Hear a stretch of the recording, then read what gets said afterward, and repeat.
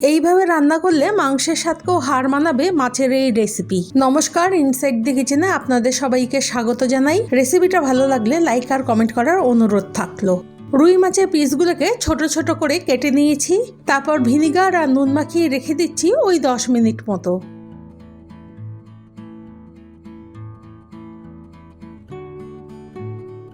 দশ মিনিট হয়ে গেছে, এখন জল দিয়ে খুব ভালো করে মাছের পিসগুলোকে ধুয়ে নিচ্ছি।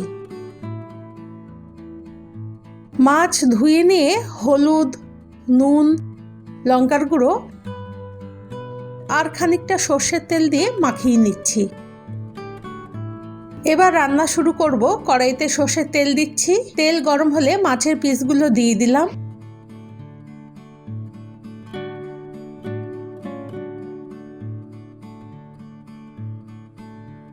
বেশ কড়া করে লাল লাল করে মাছগুলো ভেজে নেব।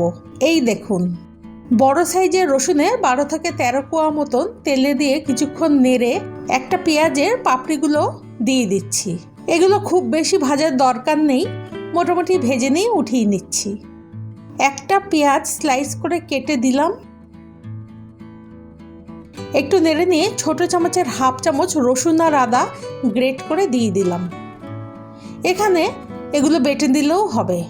এগুলো একটু ভেজে একটা টমেটো কেটে দিলাম আর নুন দিচ্ছি, আবার ভেজে নেব।